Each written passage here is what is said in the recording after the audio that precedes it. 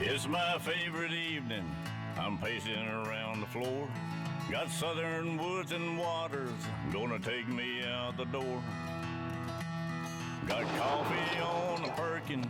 I'm about to have some fun. They'll have my mind chasing some critter on the run. Bring it on, southern woods and waters. Make me hear that sound of a fish that's breaking water or the bawling of some hounds. Make me smell that river mud, feel clean air on my face. Bring it on, southern woods and waters, show me that special place.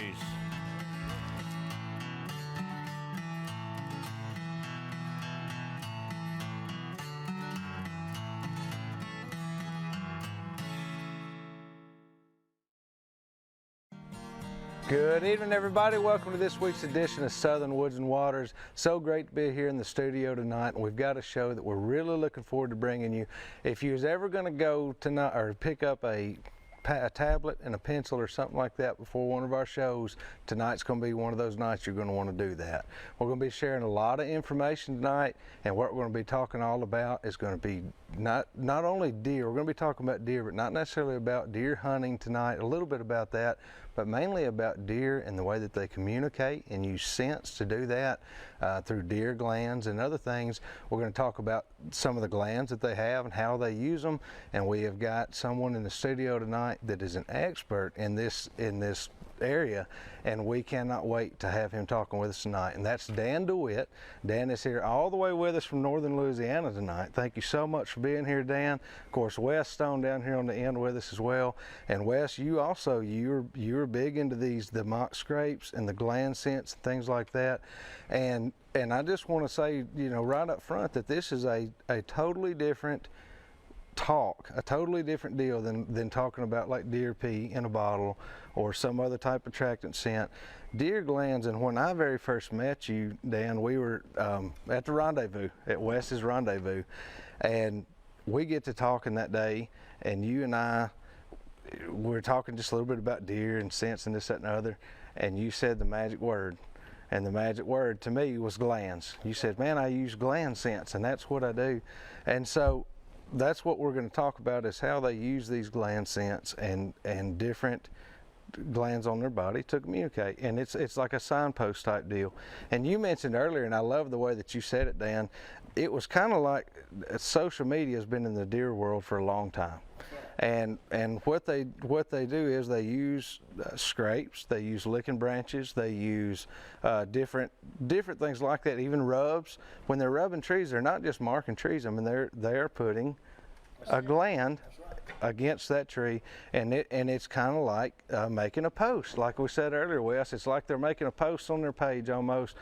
Hey, I'm here. I'm in this section of woods, and you'll see that year round. It's all the time. It's not just during November or during the rut, but a lot of people think that because number one, well, several reasons. One is they spend more time in the woods during that time of year, so they see more then.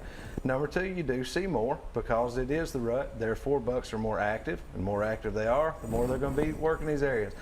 But this is used year round. This is something, Dan, that this is all year round.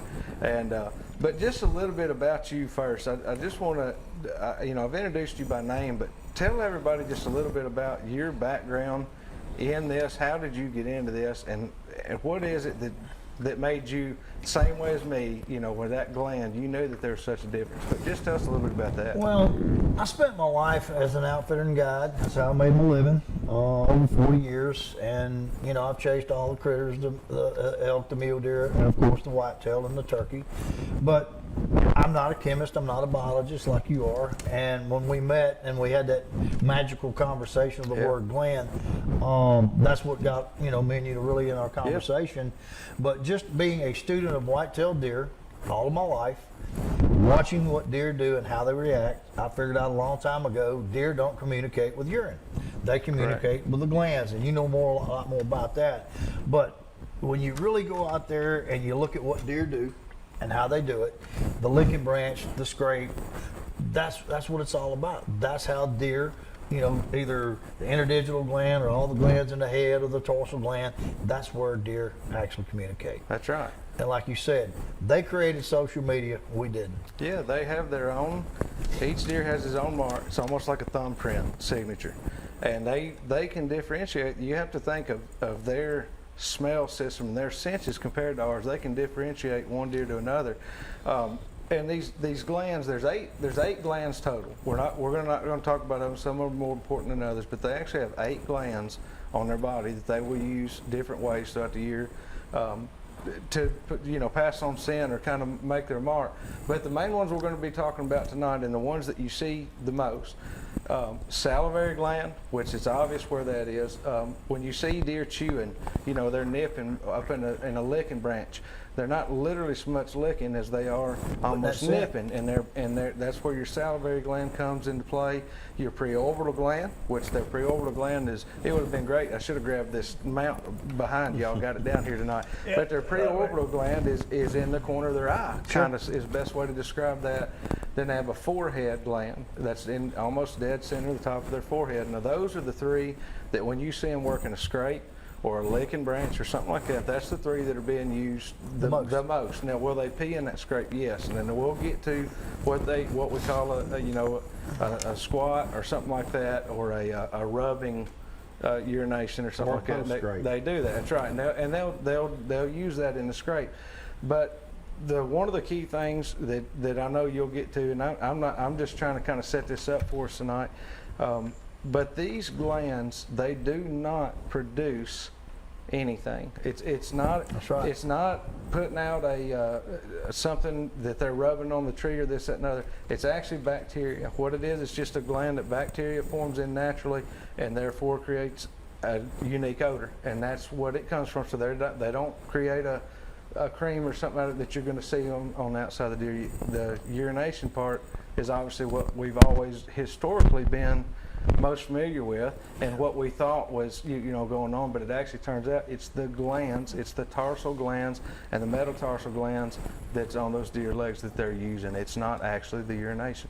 But anyhow, also if you are having a deer tracked, let's say a tracking dog is following a deer, they are following that deer through what? Interdigital. It's called the interdigital gland. And where's that located at? Just tell us a little bit about that. And it's the same way. Every time a deer puts its foot down, every single time it puts its foot down, it's leaving that smell. Now, you being a biologist can answer this question better than I can.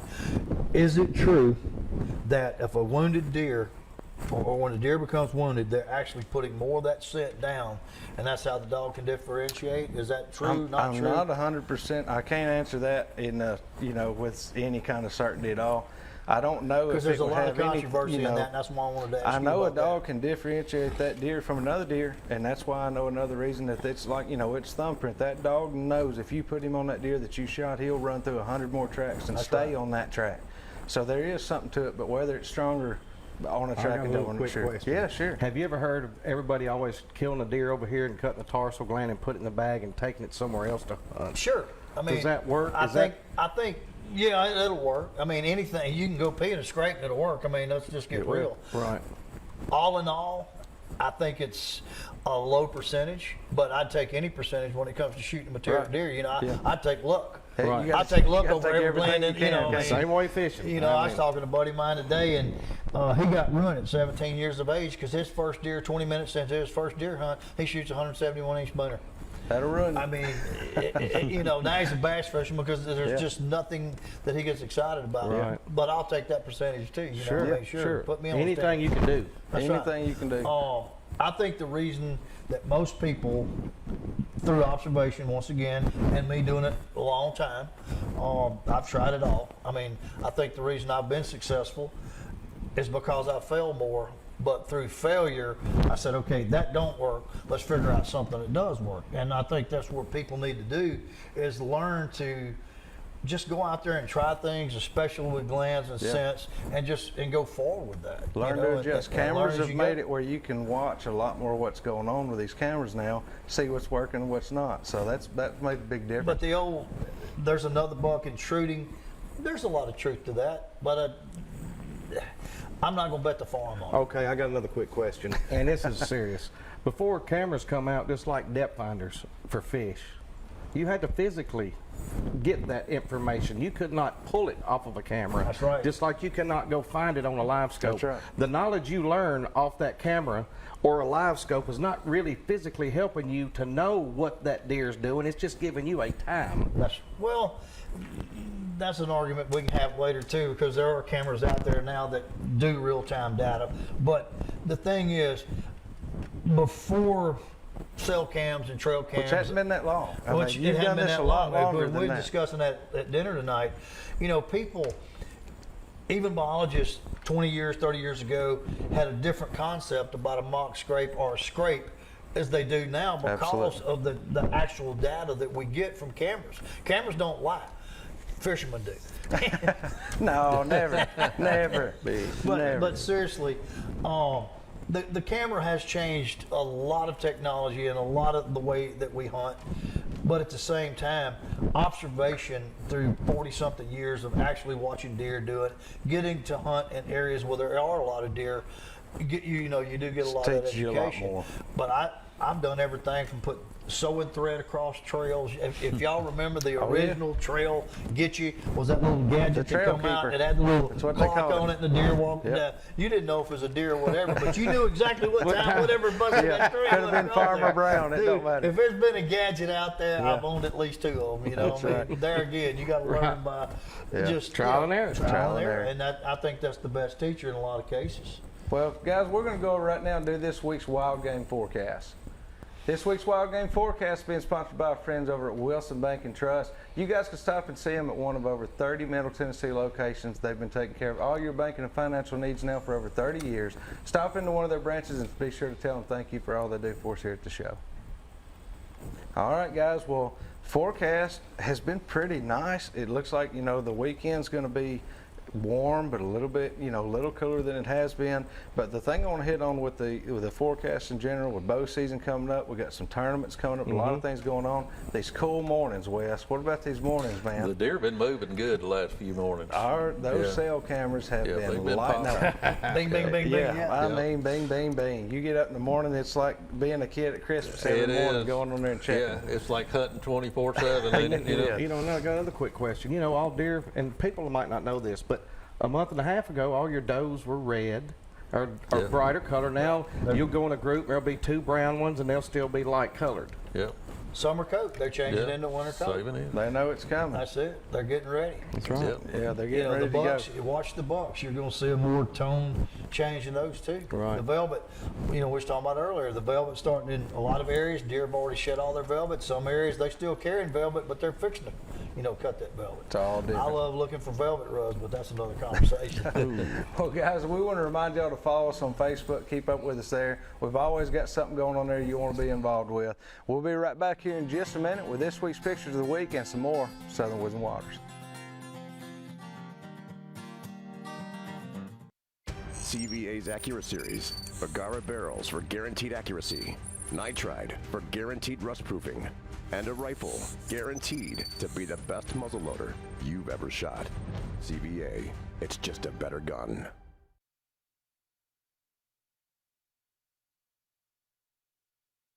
By our friends over at Flowers Garden Center and Deer Processing. They're at 4550 Eatons Creek Road in Nashville, Tennessee. You guys can get down there starting opening weekend, let them take care of all your processing needs, and be sure to tell the Flowers family thank you for all they do for us here at the show. All right, great. First picture here. This is Lee Spears, and this was him on the opening day of dove season, ready to get out there. Ready to get out there and on, man. Great picture there, guys. We appreciate y'all sharing that with us. We had a lot of good pictures come in from dove season. You get a lot of the kids involved, and that's great. And nothing like it. So thank you guys for sharing that. All right, Casey Hatfield sent this picture. This is his daughter, Lainey, and she is baiting her own hook here in this picture at a friend's pond. She loves to go down there and fish with Casey. Is that a green rattling float she's got on? I don't know. There? She might not be willing to tell you what she's using. Look at that float. It's green. It's a rattling It does float. look like one of your rattling floats. She might have been watching the show and paying attention to you. There's something going on there. She knows what she's doing, don't she? Thank you guys for sharing that with us. Good luck to you, Lainey.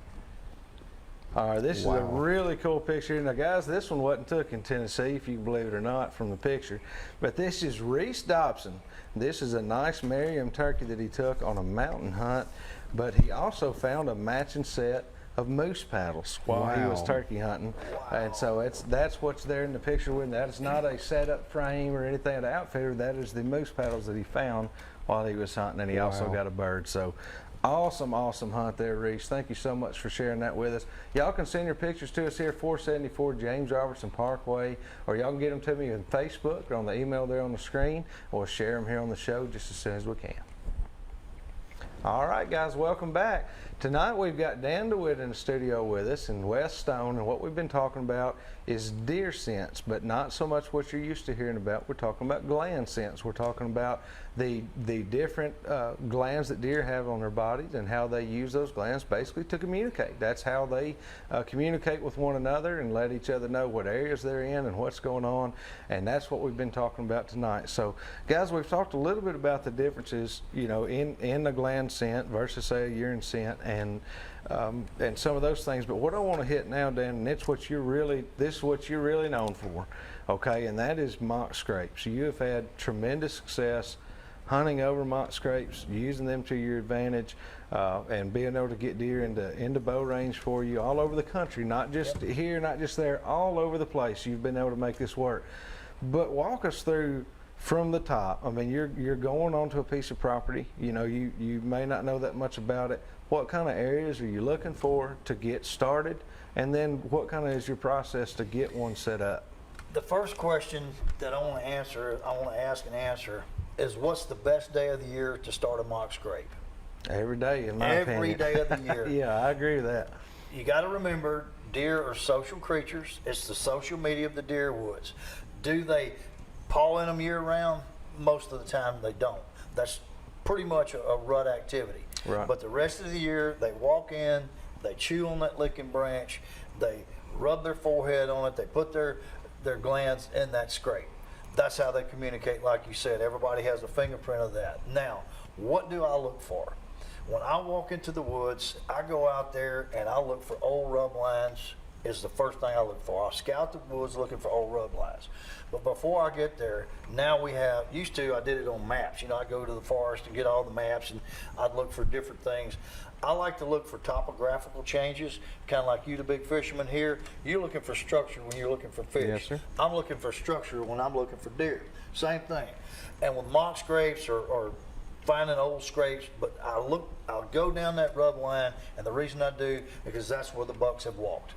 They're comfortable going there. Now, when I find a spot that I like saddles, I like ridge points, I like swells, I like different terrain changes. A land feature. You're looking for a feature. I'm looking for the features, just like Or a good big flat on a hillside. yeah, that's right. That's right. I was up in Oklahoma a couple months ago. We're walking through this big flat, and all of a sudden there's like a 5-foot ridge for 200 yards. There he is. Oh my God! There was rubs all over it. Well, guess what? There's a camera to mock scrape there now, obviously. But the thing is, I'm looking for that change, because let me tell you this about mock scrapes. The first mistake you make with a mock scrape is you put it on a deer trail. That's just not where I'm going to put it. I'm going to put it. Don't find them on a main deer trail. You don't find them on a main walk trail. That normally, we just set some up in North Mississippi last week, and the guy said, "Man, why you go 10, 12 yards off the main trail?" I said, "Just hide and watch." We set it out at 3:05 when we left that scrape. At 7:30, we had 4 bucks in it. Now, does that happen every time? Let's get real. No, Well, but no. we were on a pretty good property, and the terrain was perfect, the saddle was perfect. It was just a great area. But back to setting them up, and if I find an old scrape from last year, I'm gonna take it over. Right. If I find a new scrape from this year, I'm gonna take it over, because here's what you want to accomplish with a scrape, in my opinion. I want to set out a scenario where the deer come take it over. I want them to take over my scrapes. I want to take over their scrapes. Because if you find a scrape from last year, I promise you there's been a deer by there in the last week or two that's left scent. Now, I'm not a dog. I can't tell you that. Right. My nose ain't that good. I wish it was. Then we'd be talking a whole different conversation. But seriously, I look for terrain changes, and I look for and I'm going to sidestep just a little bit. A lot of guys today are using ropes and vines. Okay, I've been hunting for 50-something years, and I'm not saying they don't work. They do. They work good in areas. They do. Wes and I have talked about them. They're good in areas, and I can show you places you hang up a rope, and it's like you might as well tie the dog to that tree because the deer aren't coming. Ain't nothing like natural. But I've yet to see a deer pack a rope or a vine through the woods and hang it. Now, I mean, come on, have you? Yeah. So I'm that guy. I'm that simple guy. I like to keep things as simple. I think today people have overcomplicated deer hunting. Deer aren't stupid, but they're not smart. They're scared. They're survivors. They're survivors. So if you use the gland against the deer for your advantage, go out. Another mistake, I have people all the time call me and say, man, I bought a bottle of your stuff, or I tried Joe Blow stuff, and I made a mock scrape and it didn't work. Okay, I can tell you why it didn't work. Real simple, you made one. Yeah. When I go into an area, I do a triangulation. I do 50 to 90 yard triangles and I set them up. I'm wanting the deer to tell me where they want to be, because if you'll let them, deer will tell you where they want to be. They're not going to come to every mock scrape you set up. So you got to set up multiples, kind of like fishing. You're not going to go cast at one stump. You don't get a fish, you go home, right? That's right. You got to set up multiples. Then once I get an area, I'll give you an example. We went into an area, we set up 6 cameras, 6 mock scrapes. 2 of them got hammered, 4 of them didn't. I'm excited now because I got 2 that I can triangulate from to track the deer back and forward to see what they're going to do, how they're going to do it, and I can create a trail to those deer. I met a guy at one of the shows in Alabama this year, and I told him my whole concept. He sat there at the booth a while, and he bought some product, and he went home and did this. And the opening day of Tennessee here, no, the second day of Tennessee, he shot a beautiful velvet buck. Big velvet buck, because he went in, got set up, got his triangulation going, figured out where the deer were coming from, set up, shot that big buck. Yeah. So it's don't make deer hunting harder than it has to be. Let the deer show you where they want to be, and then you hunt them accordingly. I think one point too that Dan hit on a while ago is, you know, he asked when the best time to set up a mock scrape, and today. And, you know, years ago we thought mock scrapes was something you did around the rut. You know, you put your deer urine in it. Well, with cameras and just, you know, watching deer behavior and learning, we know that when you set that thing up year round and you have those deer working it 365 days, it becomes an attractant, you know, that's just going to work itself, you know, all through the years, you know, and becomes something that every deer in the woods is going to know about. And then there's going to be peak times where the rut, where the bucks are going to, it's going to be a place to visit, like a bait pile or a mineral lick. It's just another source for them to go to when the activity starts picking up. Yeah. And so the mock scrapes as a yearly tool is just another, I started using them as much as an inventory tool, as much as a hunting tool. Scouting and inventory is big phenomenal. time. You know, I got something else we might go in later, but the moon phase is also, maybe we get into that later, but that's another good question I need to ask about the moon phases. I'm religious about it. Yeah, that's our Deer move on moon phase, fish move on moon phase. Yeah. Is there variations of that? Absolutely. But there's sometimes I won't go to the stand till 8, 9, 10 o'clock in the morning, or I won't even hunt till the afternoon because of the moon phase. Yeah, I've always said I don't know, and they can't even really prove scientifically everything as far as what deer and how the moon phase affects them. But Randall Haley told me this, and I've stuck with it ever since. I guarantee you Wes has heard him say it, but if the moon can affect the waves in the ocean, it can affect a deer. Absolutely. And I humans. mean, you know what I mean? It's Sure. It does have. There is. Ask my wife. She what works is in it? ER. She'll tell you full She'll moon, tell you all the loonies come all out. of them. All of them come out. Well, we're going to get a little more into the actual setup in the next segment here, just how you go about getting them set and getting them put in place once you're there. But right now, what we're going to do, let's go over and do this week's product of the week. This week's product of the week has been brought to you by our friends at Caney Fork Outdoors. Y'all can find them at cfoutdoors.com, or you can get off I-40 at the Center Hill Dam exit. Go down to the bottom of the hill and make a right, and they'll be right there at the Big Rock Market. Be sure to go in there, let them take care of you, and tell the Martin family thank you for all they do for us here at the show. All right, Dan, you've got some of your product here with you tonight. We want to talk about that, so hold it up and show everybody. Just tell them a little bit about what it is and where they can get it. All right, there you go. Let me get, you get me all lined up. Which camera? Right over here. Oh, you changed cameras on me. There we are. All right, let's talk about the Rookham juice and the Seymour deer. The yellow bottle is your Seymour deers, and the green is the Rookham juice. This is what I put in mock scrapes. I put 3 or 4 shots on the limb, clean out the dirt, 5 or 6 in the dirt. Seymour deers, I use it on my boots. I use it around my stand as a cover and attractant. These are gland-based. This is what got our conversation going. This is not urine-based product or gland-based. We're going to get to that bottle in a little while and have a whole nother conversation. Yeah, we're going to have a whole other conversation on that little bottle. Well, where can everybody get these if they want to order some? You can go to our website at oldindiantricksllc.com and order it. It's that simple because you're probably more computer literate than I am. My wife does all that for me, thank her. But it's, you know, and we're looking for little small mom and pop dealers. I'm not looking for the box stores. Absolutely, and this tonight, y'all can tell we're not here to try to sell you this stuff. That's our product, and he'll be glad to sell you some. But we're wanting to teach you how to use this stuff. Our whole that's show the key. tonight is about educating 100%, people. 100%. But this is like, I mean, you know, it's a pioneer in this certain, you know, branch of the industry. It's not something you see a lot of yet. A synthetic gland base, you can carry this into a CWD area and use it. I mean, this is state of the art. It is. Synthetic's a big deal with it right now with CWD. So, well, guys, we're going to take another quick break. When we come back, we're going to open those phone lines for you. We'll have some more Southern Woods and Waters.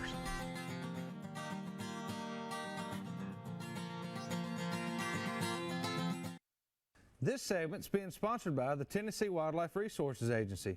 Join us in preserving and protecting Tennessee's wildlife. All right, guys, this week's call-in segment's being sponsored by our friends over at Taylor's Archery. Y'all can find them at 100 East Lauderdale Street over in Tullahoma, Tennessee, or give owner Tracy Taylor a call, 931-563-7706. Let them take care of all your archery needs. They've got a great indoor range there for those rainy days. You better get to it quick because time's running out fast, guys. We're opening up next weekend. You ready to go, Wes? I'm ready. Man, it's coming. Hey, if y'all want to go ahead and give us a call, you can do that now if you like at 615-737-7767. We've been talking with Dan Dewitt tonight and Wes Stone. We're talking all about deer glands and scents and communications. We've talked a little bit about mock scrapes now, Dan, and where you look to set those up. But now what I want to move to is you found your spots, you found your old scrapes, whatever you're going to set these up. What are you going to do now? Do you just go over there and just take your hand and scrape out a big, you know, what is your typical way you go through it? No, I use these really high-tech tools. I mean, you got to You got to get high-tech with your tools. I always find an old dead stick or broke-off stick, and I use that stick. And I clean it out, and then I throw it away, and I get people telling me all the time I put too much scent in the woods because I don't wear my rubber boots and I don't wear my rubber gloves. But seriously, I've done thousands of mock scrapes, okay? And I think people, there again, make things too complicated. But seriously, the biggest mistake people make in a mock scrape is they use too much scent. When I use my scent or anybody else's scent, who's ever you using, I don't care. 2 or 3 shots on the limb, 5 or 6 in the dirt, and I never go back for 10 days. Okay. I don't care if it floods, you know, like Mississippi the other day, the 2 days after we did it, 4 inches of rain had come. They're calling me up, man, we need to go over fresh. And I said, leave it alone. Yeah. Okay. That afternoon, they had more bucks back in the scrape. So plus, if you overuse it, again, everything we're doing here, you're successful with it because it's natural. When you go and put half a bottle of juice in there, that's not natural. Sure. It's way too strong, way too much scent, and it's immediately not going to be natural to the deer. I mean, it's kind of like wearing cologne. You're going to wear the whole bottle, half bottle, quarter bottle, or a couple of spritz. Yep, and a couple of spritz is great. Depends on where I'm going. Well, it don't matter. You still, you're going to get blown out. Yeah, you would wear it. We got some calls coming in here, guys. There's always that guy. All right. James, how are you doing tonight? Doing well. How you doing? Doing great. We appreciate you calling. Got a quick question. I was curious about the thoughts on the estrus, you know, like the Tink 69 or whatever. You know, I know that we're talking about the glands, but the estrogen that's in them. Okay, That's all I got. okay. Let me have that one. The estrus, only use it, I don't care what brand it is, mine or any Tink 60, I don't care who's you're using. If you use it outside the rut, you might as well be sitting in your stand blowing a bugle, because it's the wrong time, the right scent, but the wrong time. Maybe 2 bugles. I agree with that Yeah. 110%. The estrus is a great scent. If it's used at the right time, it's good. You'll see some of these scents that have it in there. The deal with that is it'll be a very low percentage of estrus per whatever's in that bottle. And it does work. I'm not sitting there saying it doesn't. If you hit that right few weeks, it does work. It does. And the reason, and that's actually kind of sets me up for a good, kind of what we're hitting on tonight is that does work for a few weeks out of the year. What we're talking about right here works 365 days a year. That's right. And that's the reason why, that's the difference is there are certain things in communications and things deer do during the rut. That's when their tarsals get a lot more active at that point. Tarsal gland, you say, well, I got this big old buck, man, he's stumped. It's not because his tarsals, it's because he is constantly at that point in time doing what they call a rub urination, and he'll rub his tarsals together, and but that's what they're doing. Yeah.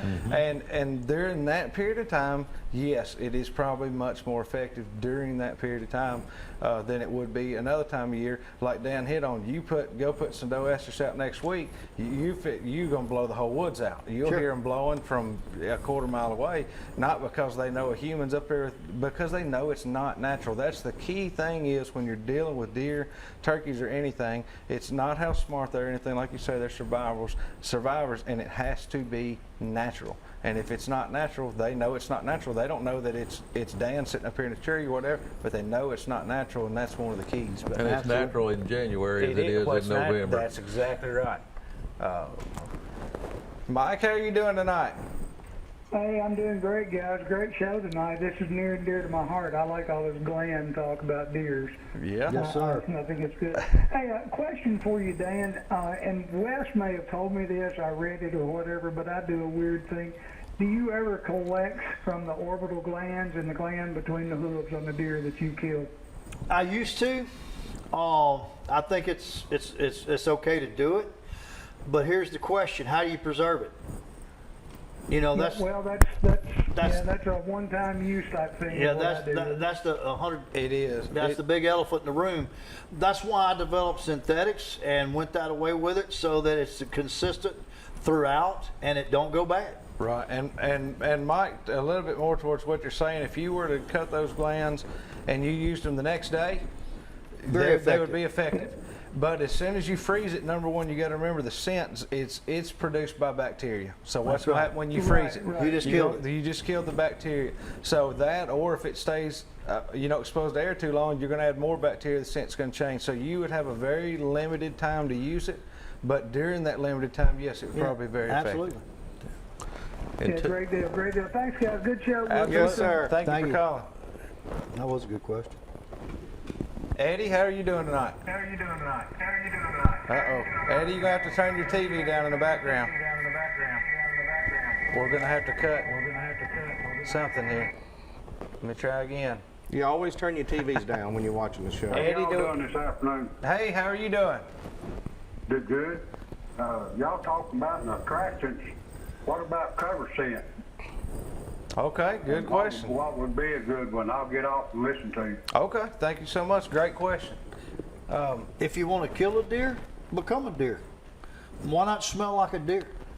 And we're going to talk more about. We're going to get into that, but I'm glad you brought that question That up. opened the door up right there. That's okay. Cover scent. I'm much bigger on a cover scent myself than I am an eliminator. I'm not knocking anybody. there are different products that work on the market. I like a cover scent because, again, I feel it's more natural. If a deer smells deer dander or something like that, which we're going to get to here in a bit, it's natural to them. That's right. And is it going to keep them from smelling you? Not necessarily, in my opinion, no. It might buy you, though, that amount of time it takes to maybe, lock them up, hold them for a second. It's going to help cover your scent. For sure. I'm like you. I think deer scents would probably be one of the better ways to go with cover. I grew up, my dad's here in the studio with me tonight, he knows, but we used everything from fox pea to coyote pea. Right. I mean, we've used it all. Cedar trees, whatever it takes. Cedar, pine, acorns, It's all apples. part of the learning I got a experience. quick But to question. answer your question, though, Eddie, we do like them. I do. Wes, you're a big scent guy. What do you think about cover scent? Not necessarily eliminators, but cover scents. Are you pretty big on that? Well, I probably would lean more towards cover scent. I'm a real big scent free guy. I was trying to say, Wes, you're a good guy to be asking stuff like that because you are a scent guy. I try to say it's scent free, but I do always hunt the wind no matter what I do. Absolutely. So I'm kind of a guy that I'm probably not going to hunt a bad wind no matter what I do. Yeah, whether you And got cover I'm just scent that guy. There's people that that's have. right. What if you're I hunting mean- a farm that's got some cattle? Can you step in the cattle Yeah. manure and it Well, cover you a it's little I've bit? done that natural. before. It's natural. Yeah. It's Right. natural. They That's smell natural. it every day, and that's why you can go to and this isn't going to work everywhere, but it works and it works well. So I won't even say a particular place, but let's say you're on a draw hunt on some of these particular recreation areas where people camp year round. Fire, smoke. Fire. Yeah. That's Yep. exactly right. Campfire smoke is one of the very best cover scents you can have on you if you're hunting around one of these areas. Right. Sure. They smell campfire 365 days a year. People are camping. They're smoking those woods. They smell campfire all the time. So that's a good I one got to another use. question for him. What if you've just got the property, you've only been able to, and you ain't been able to really been able to scout it, but you want to go in and hunt, but what would you do the morning of? Would you put scent out the morning you went in, or would you just observe? Oh, I'm gonna use scent. I'm Immediately. gonna smell like a deer. Right off the bat. I'm going in to be a deer, because the more you're a deer, the more you might. Well, let's say you just walk into an area, and you've never been there. You walk in, you wait till the crack of light, or you even walk in there to an area with your flashlight. You've never been there. You find a place, and this is where you're gonna hunt. I'm gonna lay out scent.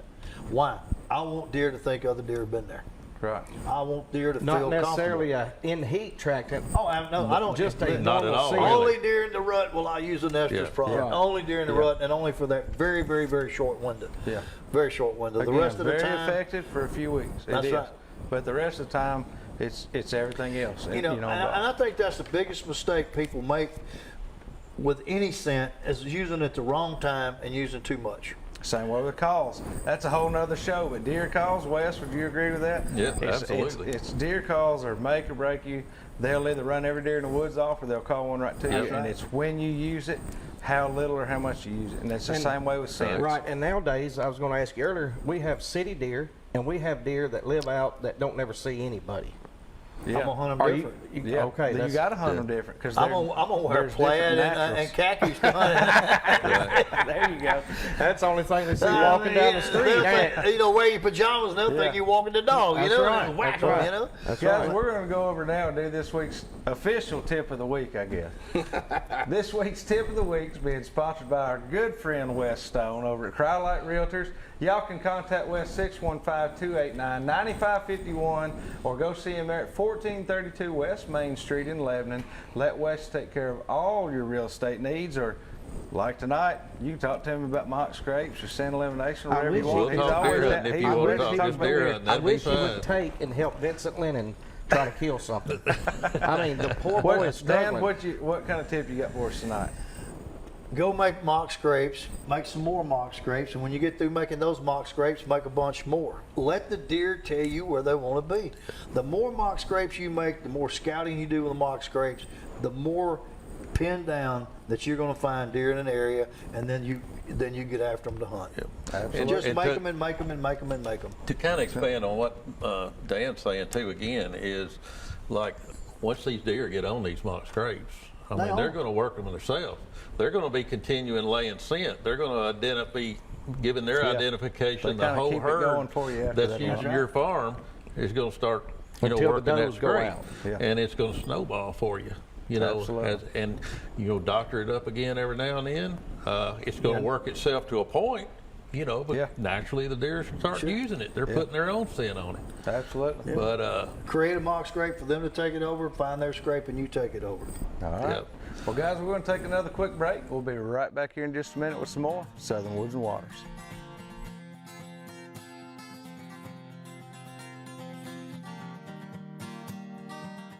CVA's Accurate Series. Agara barrels for guaranteed accuracy. Nitride for guaranteed rust proofing. And a rifle guaranteed to be the best muzzleloader you've ever shot. CVA, it's just a better gun. Do you remember that person that first introduced you to the love of the outdoors? It could have been a parent or grandparent. It may have been your neighbor or a friend. Could have even been your spouse. Mine was my dad. And I still remember that very first deer hunt that he took me on. The memories are so clear like it happened yesterday, and all the other countless memories that we shared together through the years. What would I have missed if he hadn't have taken the time? Now let me ask you this. Do you remember the person that first shared the love of God with you? I remember that person as well. And I can think back through my life of all the blessings that God has given me and all the great things that he has put in my life that I could have missed if that person had not taken the time. So my challenge for you this week is pretty simple, but it's double. If you can, go to that person that shared the love of the outdoors with you. Share some memories, share some laughs, reminisce over some of those hunting stories. But the big one is this. Go to that person that first shared the love of God with you. Tell them thank you. Think about all the blessings that God has given you since then. Where would your life have been had they not taken the time? Hey, thanks for watching this week. We pray that you were blessed, and always remember, keep shooting straight.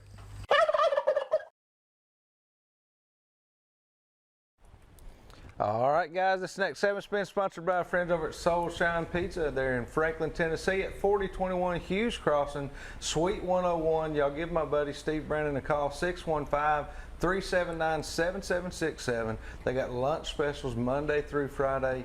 Get down there and check them out. They can also take care of all your catering needs. Be sure to tell Steve and his crew thank you for all they do for us here at the show.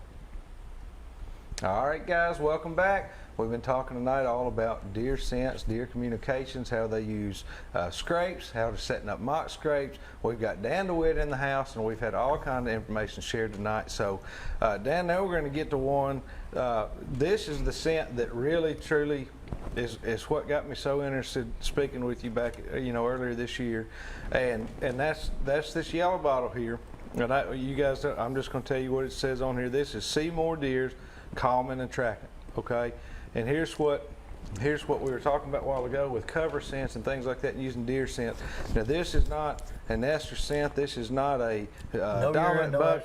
Okay, so this is what I think about. Those of you that grew up here in the Nashville area, and Dayton, I already knows what I'm about to say. If you grew up going to Opryland, when you went to Opryland, they had a pet zoo in there. It was full of deer. It was the whole thing was full of deer, and you'd go in there and you could pet the deer and this, that, and other. Growing up with it, there was this particular smell in there, and I don't mean I'm not talking agriculture nasty. No, I mean it was just a smell, not a bad smell, but a smell that you always remember smells. Well, what that is it's dander. Okay, and dander's in deer hair, just like how you guys might have allergies to cats or dogs or anything like that. It's from the dander. Well, deer have dander, and what this scent is based on, and some other things y'all might have heard of or seen, over the years, it is a deer dander scent, meaning it's not a rut scent, it's not a breeding scent, it's not a scrape scent. It's literally I smell like a deer. That's what it is. If a deer gets wet and you smell where a deer's been bedded and you get that smell, that is deer dander. And so that's a great way to use this right here, Dan, as a cover scent. But it's also a calming scent, and what that means is those deer come in an area where they smell this dander, and there's dander on the grass or there's dander on the trail that they're walking in on. They naturally think there's been deer walking through here. There's dander. They smell it. There. They're calm, right? Because they're bedded. They're going to lay down more dander by bedding down or spending more time in an area. So I want to say this. I've been doing the show a long time. there is a lot of deer information on this show tonight. And if you've missed this episode, you had better go back and look at it. Because I'm telling you, shared tonight. I mean, it's being done tonight. I mean, I've been doing this all my life, and I'm telling you, this is one of the most educational deer hunting things that we have ever done. Well, that's what we wanted it to be. You know, we knew having Dan come in and talk about this stuff. But again, it's a lot of this stuff hunters they know about. I guess over the years you might say, but they don't know, or like they don't understand the why, or and that's things that guys like Dan and I, we're trying to learn all the time. We're constantly trying to learn the why, and cameras have made it so much better to get information on these things and how they can have effect on deer and things like that. Now let's hit something else real quick that's very important. Dan, let's say you find a active scrape in you set a camera up on it's an active scrape in November, it's the rut, and you pour half a bottle of doe and estrus scent in there. What's gonna happen? You might as well go find somewhere else to hunt. You blew it up. Why is that? Too much scent. It's not natural. It's not natural. Think about this. In terms of gallons, and you're a biologist, you'll know this more than the rest of us. How much estrus is in a gallon of doe urine? Oh, probably no more. A thimbleful? I would say 2%, less than 1% or 2%. Right, less than 1%, yeah. and that's pretty much the norm of the research that I've done. So if you go in there and put out a whole bottle of estrus,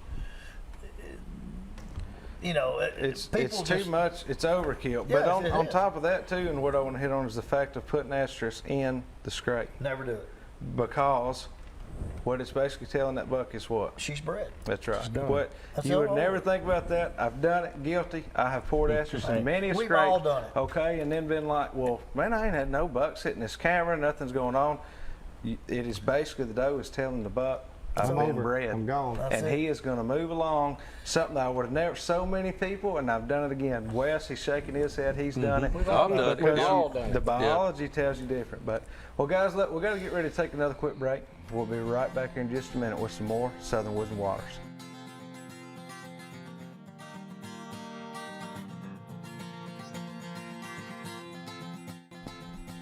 All right, guys, this week's calendar of events being sponsored by Burdine Supply. They're at 6966 Lebanon Road over in Mount Juliet, Tennessee. That's about a quarter-mile west of Highway 109. Or y'all can give owner Vincent Lenning a call, 615-453-9222. Let them take care of all your residential and commercial plumbing needs. About half your outdoor needs too at the same time. I think he's got one salt block probably left. He's got a salt block or two left in the back. Speaking of Vincent, go ahead and put this out there. The Luther Lenning Memorial Tournament coming up September 19th. Monday. That's Monday. That's going to be 6 to 9 p.m. It's just $40 a boat. It's going to be right there at Long Branch. On Bender's Ferry Road. And Bender's Ferry Road, Old Hickory Lake. That's going to be a good deal. Y'all get involved with that. And be sure to get out there and see Vincent. You know, Vincent might even get out there and fish that thing. I don't know. You think he will, Wes? Yeah, he probably will. He held the spinning reel upside down. You know what I'm saying? Yeah, right. Oh, hey, let's give a shout out to the teachers and the principals and everybody on the school board that have to do so much work to take care of our kids now. It's not as job easy as it days. used to be, and they go way out of their way to make sure our kids are in good shape, man. They do. We've seen a lot of examples here lately, especially with, trying bus drivers and things like that. Yeah. So absolutely, man. We appreciate you putting that out there. Yes. Hey, bow season, the 24th. It's right around the corner, Wes. A Better week get from that mock scrape out. Yeah. You're running out of daylight. Better call Tracy Taylor and get your new bowstring put on real quick. Hey, Tracy's done taking care of me good. He'll take care of you. I'm surprised he got anything left. He might not, but now he might be calling me later telling me not to announce that next week. He's going to shut down for a few weeks. That's a great people and great place. Early waterfowl, that's wrapping up this weekend if you guys are early waterfowl hunters, and then that'll be back around later on in the year. But a lot going on in the outdoor world right now, guys. It's hard to imagine, Wes, that we're 4 weeks from being in the middle of October. Oh, this is the best time of the year right here. Week and a half from starting. It's on. The deer rendezvous ain't far off now. Yeah, it'll be here before you know it again. Right. Dan, thank you so much for being here. You guys check Dan, his products out. That's oldindiantricksllc.com. You can get any of these products we've got sitting here tonight. Go over there and check him out. You can learn a lot more about Dan. There's more than we could ever start to cover in this show tonight. But Dan, thank you so much for being here and sharing everything that you have. Man. Wes, thank you for being here. Yeah, thanks for looking having forward me. to getting this season kicked off. Man, Wes, it's going to be a good one. Pleasure. Guys, like we always tell you, get on that water this week. Wear your life jacket each and every time. So we see you right back here again safely next week for some more Southern Woods and Waters.